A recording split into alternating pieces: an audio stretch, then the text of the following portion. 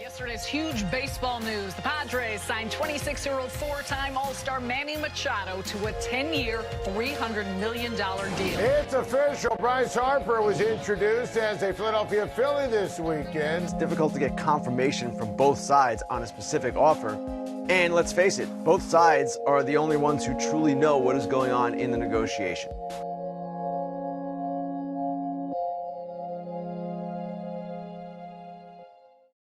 $630 million, or to give it context, the amount of money Manny Machado and Bryce Harper signed for with the San Diego Padres and the Philadelphia Phillies combined. Due to an increasing hesitancy to sign free agents to long-term big money contracts, these two didn't sign with their respective teams until February 19th and February 28th. Yes, these dates are after pitchers, catchers, and position players have reported to their teams for spring training. Because of how late they signed, it's pretty safe to say that Machado and Harper didn't sign a contract for the entirety of the 2018-19 MLB offseason. This video will tell the story of an offseason that included two back-to-back record-breaking contracts, an offseason that failed to deliver contract signings to two of the biggest names in baseball, and lastly, an offseason that will go down as one of the most memorable in MLB history.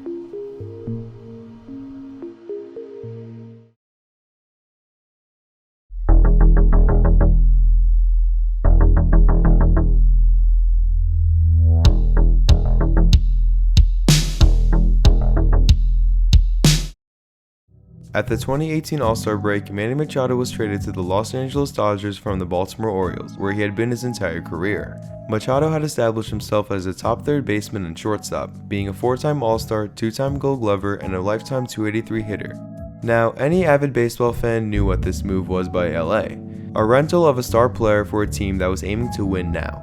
After all, Machado was in his last year of his contract and most people knew he wouldn't stay in LA. Machado did fine in LA and did okay in the postseason as well. However, after Craig Kimbrell threw the final pitch of the World Series to close out the Dodgers and secure yet another Boston championship, it was time to turn our attention to Manny Machado's free agency, and Bryce Harper's, but he's coming up later. Initially, there were three main teams interested in Machado: the Phillies, the White Sox, and the Yankees. The Phillies and the Yankees were no surprise. The White Sox, though, I'll get into them in a little bit. Anyways, both Philly and New York have lots of young talent and are clear championship contenders in the near future. Let's start with New York. Now, from the beginning, it didn't make much sense for the Yankees front office to sign Machado. Although Manny stated that he'd be open to playing third and short, New York didn't really have a vacancy at these positions. Miguel Andujar is an absolute beast third baseman, and Didi Gregorius is a damn Dutch god descending upon us from the Bronx. I mean, yeah, Didi would be out half the season due to Tommy John surgery, but considering that Machado was looking for a 10-year plus deal, it just didn't seem worth it in the end. So yeah, the Yankees were pretty much off the table there. Be gone, fuck! Now on to Philly, who obviously later signed the other big boy this offseason, Bryce Harper. Sports Illustrated writer Tom Verducci once reported that the Phillies had enough money to sign both Machado and Harper, but had to pick one to save money for a potential Mike Trout signing next offseason.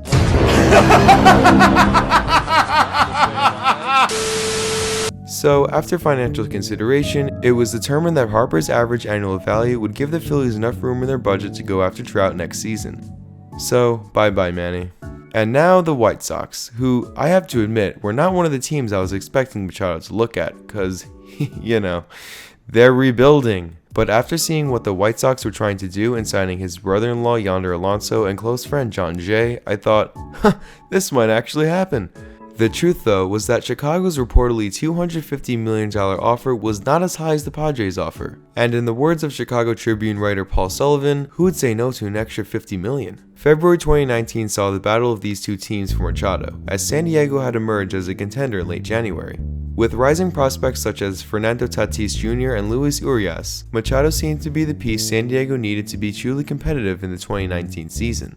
This young talent combined with a 10-year, $300 million deal was enough to convince Manny Machado to sign with the Padres. On February 19, 2019, Manny Machado signed this mammoth of a deal that proved to be the biggest free agent contract in the history of American sports. But that record didn't last very long. It would be broken just 9 days later.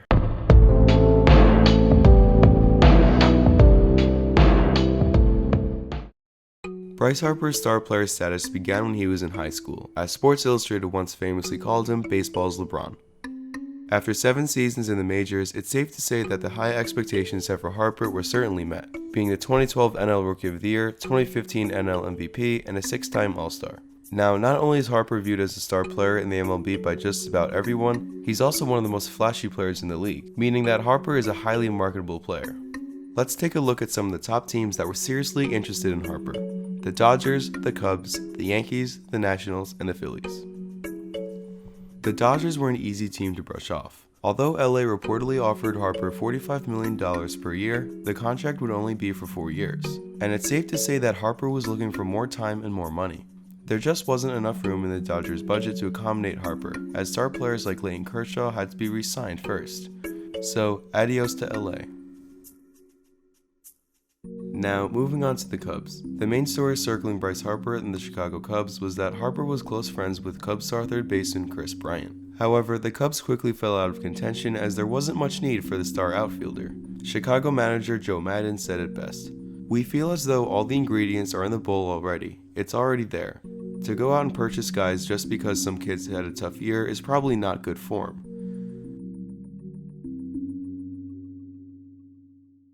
Now on to the Yankees, a team that I discussed earlier in the Manny Machado chapter. As a Yankee fan myself, I never saw much need for Harper, and it's clear that general manager Brian Cashman didn't either. Not only does New York have a strong and well-established core of youth, they went out and traded for another superstar in Giancarlo Stanton the previous offseason. The real need for the Yankees doesn't lie within their offense, but rather within their starting rotation, where, outside of Severino and Tanaka, there are definitely some questions that need to be answered. So yeah, just like Chicago's situation, there wasn't much of a need for Harper. The Yankees lose. And then we were left with two, the Nationals and the Phillies. Many believe that Washington was the biggest competitor to Philadelphia, the team that would eventually sign Harper. However, Harper had already turned down a 10-year, $300 million deal from the Nats, and his reasoning for doing so can be best explained by Harper himself in a conversation with ESPN. "I grew up in front of those fans in that city, and I enjoyed every minute of it, but I didn't know if I fit into their plans. About $100 million of that contract was deferred till I was 65 years old. It's like, what does that do for me? What does that do for my family? During the 7 years I spent in DC, all everybody talked about was me going somewhere else. From the day I signed, it was, he's going to the Yankees, he's going to the Dodgers, he's going to the Cubs. I didn't want to hear that. I was in that city, and I wanted to be in that city. So now I'm just so happy that I'm able to sit here right now and say I can play until I'm 39 years old, and I don't have someone sitting around the corner saying he's going to go here next." What Harper is trying to say is that, 1, he doesn't want to miss out on a third of his contract until he's a senior, and 2, the fact that he doesn't want to deal with the stress of the media curious about his next destination. So the Nationals, the team that he became a superstar on, were sadly out of the picture. The same reasoning that Harper used and why he didn't sign with the Nats is the same reason that he used and why he didn't sign with Philadelphia. Basically, Harper wants to be with one team, and his 13-year contract will expire when he's 39, a reasonable age to retire. If Harper had gone the route of a 10-year contract with Washington, he would have been 36, leaving a few years of playing for the star outfielder, and as a result, the dreaded media speculation of his next destination. It was this reason that Harper told agent Scott Boras that he wanted contract length to be a priority. When all said and done, the Phillies were willing to give him 13 years and a record-breaking sum of money, which convinced Bryce Harper to sign with Philadelphia.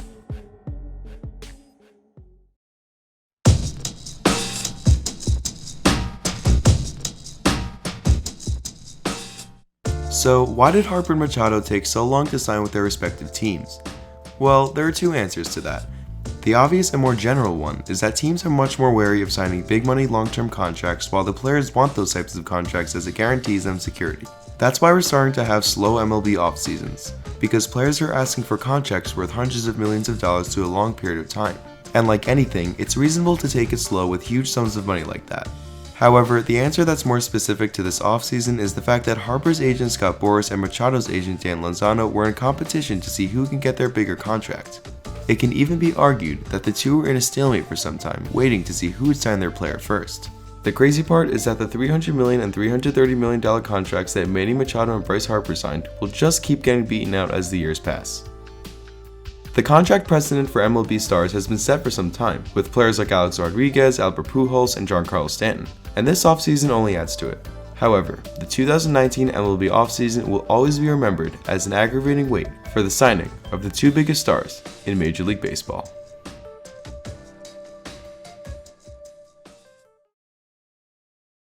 Here's the first $400 million player in Major League Baseball. God damn it.